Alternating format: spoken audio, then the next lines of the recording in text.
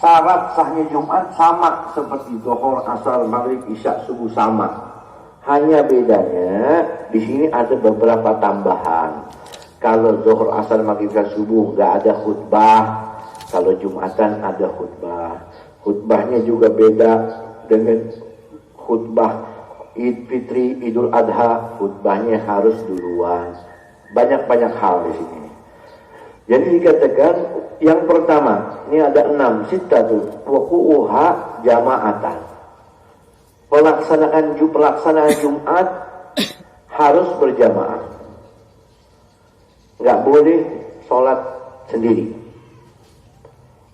Sebagaimana tidak pernah dilaksanakan Jumat di zaman Rasul SAW dan Khulafaur Rasyidin setelahnya, kecuali berjamaah. Makanya suka kita dengar pengumuman, sebentar lagi kita akan melakukan sholat Jumat berjamaah ya. Sebenarnya kalimat berjamaahnya udah nggak usah disebut karena Jumatan pasti berjamaah. Biniyati imamatin, bagi imam wajib mengucapkan imaman. Imam sholat Jumat harus ngucapin imaman. Usolli fardhu Jumati imaman. Kalau nggak sebut tidak sah sholatnya dia. Makmum sah. Beda seorang imam zuhur, asar, maghrib, isya, subuh nggak sebut imaman sah sholatnya. Hanya dia tidak mendapatkan fadilah jamaah. Tapi kalau Jumat, sholat Jumat, imam harus mengucapin kalimat imamah. Waqtidain, biniyati imamatin waqtidain, dan bagi makmum harus mengucapin niat makmuman. Kalau dia nggak mengucapin makmuman, sholatnya tidak sah. Kalau sholat zuhur, asar, maghrib, isya, subuh makmum nggak niat makmuman, sholatnya kata ulama masih sah, cuman nggak dapat fadilah jamaah. Tapi kalau sholat Jumat, makmuman harus nyebut kalimat makmuman. Wabi arba'ina, dan minimal bilangan orang sholat Jumat 40 orang, termasuk imam. Kurang daripada 40 orang, sholat zuhur. Minimal 40 orang.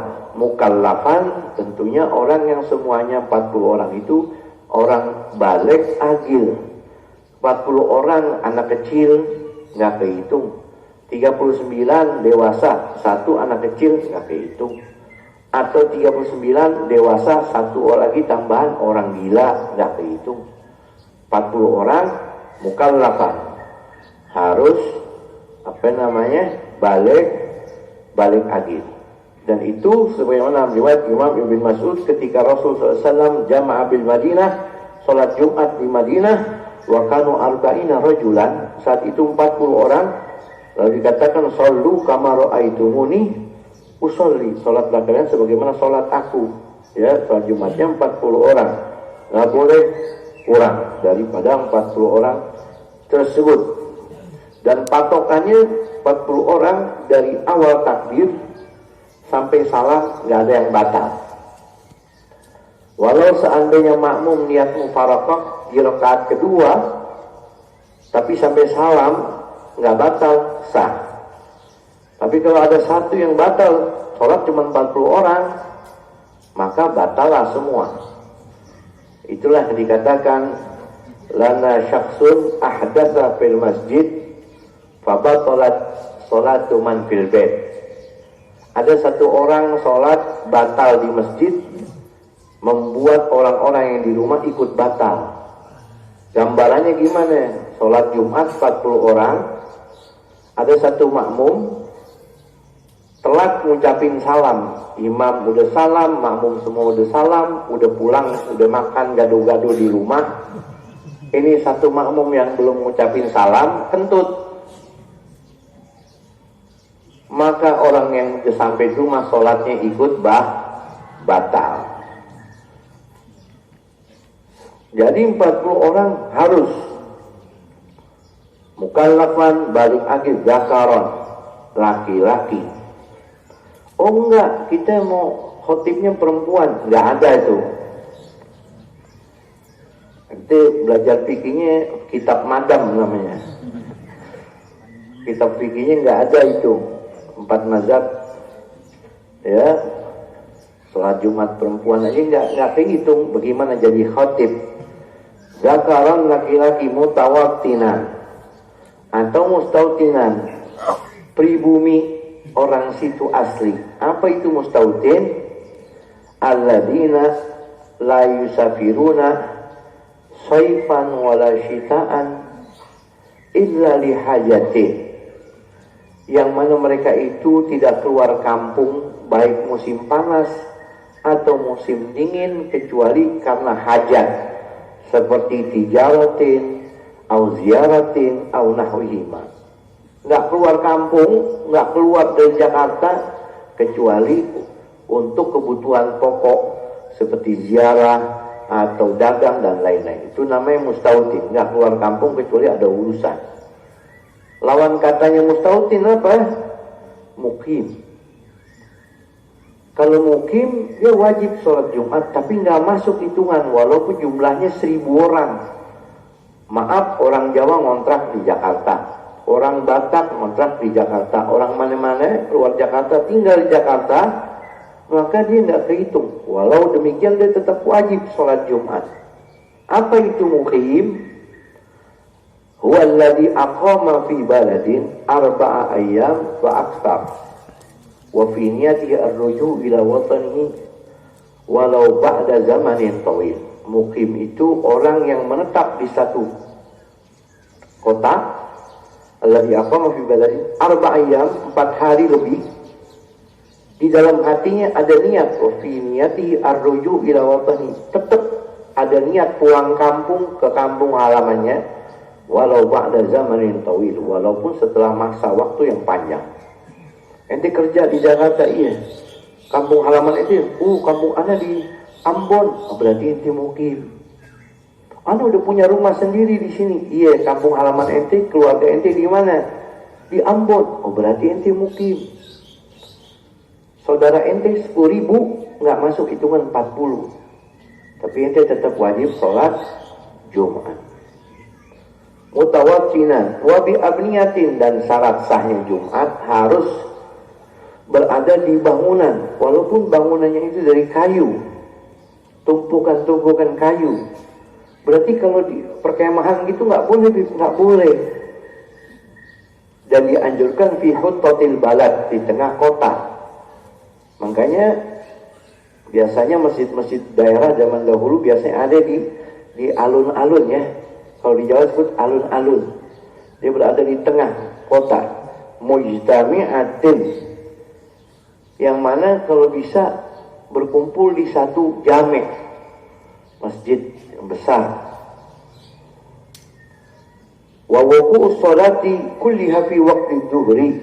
Selanjutnya syarat sahnya salat Jumat, wuqu'us sholat, pelaksanaan salat itu kulliha, semuanya 2 rakaat salat Jumat fi waqti dhuhri, masih berada di waktu zuhur. Saya mau sholat Jumat jam 2:30, boleh. Tapi dia yakin nih masih waktu zuhur kan? Iya, boleh.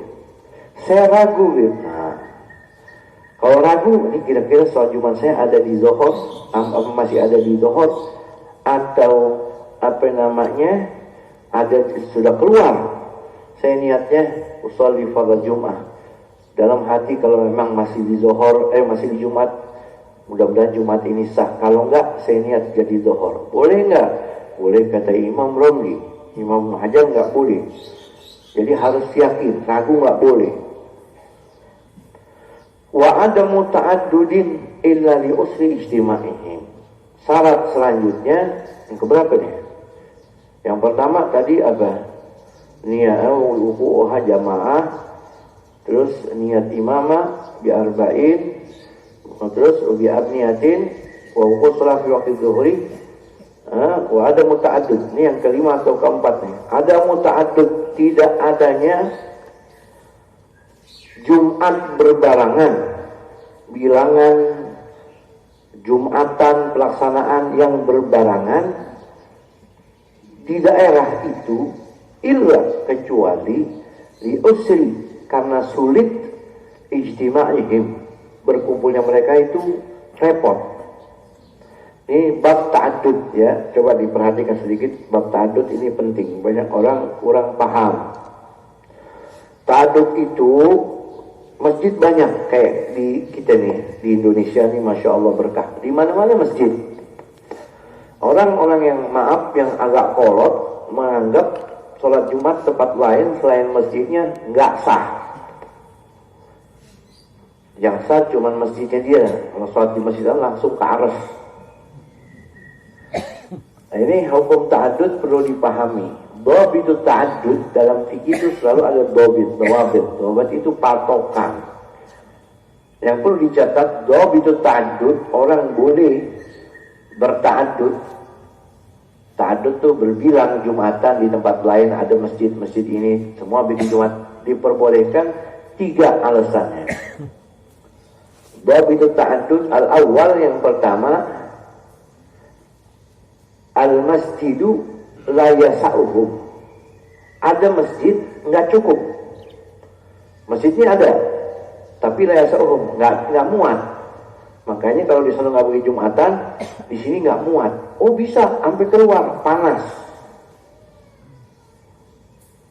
Ya, al-masjid mawjud, lakin la yasa'uhum. Yang kedua, al-masjid ba'id. Masjid jauh, bihait la yusma' minhu, nggak kedengeran, orang azannya aja pakai mic nggak kedengeran, saking jauhnya. Walau zaman dulu telah ubun nggak pakai mic ya, kalau sekarang pakai mic. Kejauhan, makan waktu, habis waktu, pokoknya jauh. Itu jadi alasan orang boleh ta'addud. Yang ketiga, bainahuma fitnatun kaqitalin au ghairihi. Yang ketiga, antara satu masjid dengan masjid lain ini ada fitnah, baik perang, bunuh-bunuhan, keributan. Makanya kita nggak keluar, kita di masjid ini aja. Itu namanya dhabit ta'addud. Karena 3 hal ini boleh. Dhabit ta'assur. Sekarang patokan ta'assur. Sulit, berat. Apa patokannya? Bihaitu takunu fihi masyaddatun la tahtamilu adatan.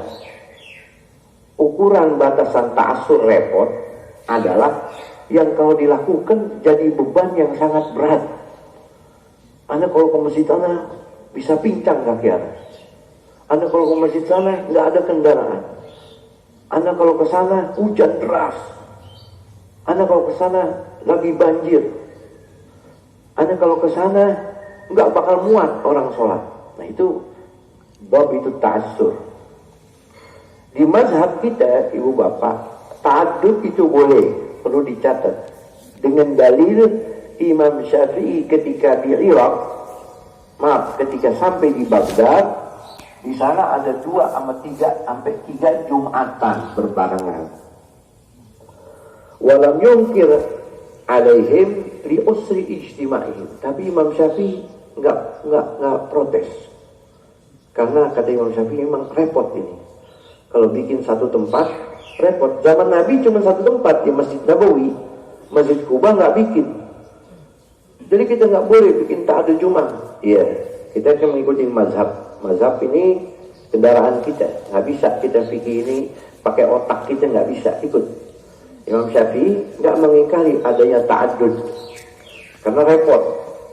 Bertambah waktu, masyarakat bertambah. Ya, yang dulu suami istri sekarang anaknya udah 12. Bertambah, jadi repot. Itu diperbolehkan. Baik, selanjutnya iza tayakkona, kalau mana yakin emang ini udur, maka sah. Tapi kalau ragu, saya ini masuknya udur apa bukan ya, bikin ta'addud Jum'ah ini, ya udah i'adah Jum'at in amkan wa illa fadzuhur.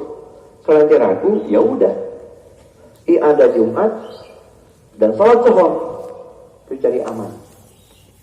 Itu cari aman. Seperti itu. Ya. Baik, sekarang terakhir, idza tahaqqaq at-ta'addud. Sekarang udah, berarti boleh BP ta'addud. Ya, saya sholat di mana nih? Nah, masjid banyak. Kata ulama yang harus ente ambil pertama kali, afdalul imamen. Imam mana yang paling afdal di antara masjid-masjid itu? Oh, yang di sana bacaannya bagus. Nah, itu ke situ aja. Faiza tasawa, kalau sama masjid A, B, C, imamnya semuanya bagus bacaannya, apa yang harus diambil? Aqdamul masjid, masjid mana yang lebih dulu fitareh keberadaannya, itu masjid tua di situ. Misalnya imam-imamnya bagus semua nih, yang ini hafid Quran, yang ini lebih hebat tadi, Taurat, Injil, Zabur hafal. Ya misal, ya udah, masjid mana yang lebih sepuh? Oh itu sholat di situ. Faidah tasawa, kalau sama masjid tua semua, ini dari zaman dulu, ini juga dari zaman dulu, mana yang dipilih? Al-aqrab min daril musalli, yang lebih dekat dari rumah orang itu. Turut masjid lama semua, ya, bagus semua imamnya, ya. Cuman yang satu di Monas, satu dekat rumah. Ini dekat rumah, ya. Begitu. Semuanya dekat.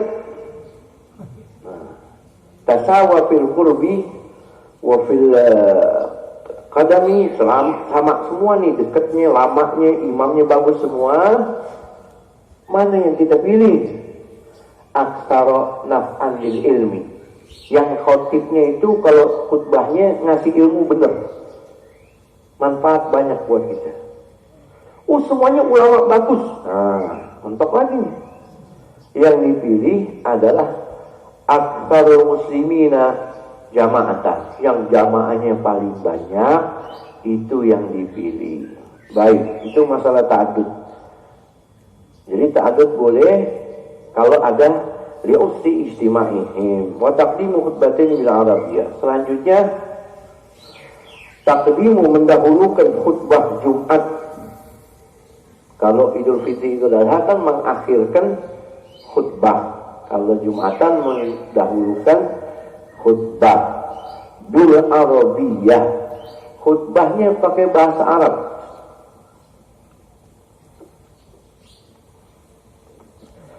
Ulama sepakat yang dimaksud bil arabiyah ay al-arkan, rukun. Itu pun dengan syarat. Ada masjid-masjid pakai bahasa Arab, ya, itu memang dianjurkan begitu. Bil arabiyah. Waduh, repot, ya itu maunya ente. Tapi di kitab begitu, bil arabiyah. Oleh karenanya ulama merujuk arabiyah, arkannya deh, rukun-rukunnya. Alhamdulillah fihima, salat nabi fihima, wasiat taqwa fihima, al-ayah fi ihdahuma, ad-du'a lil mu'minin fil akhir. Bil arabiyah.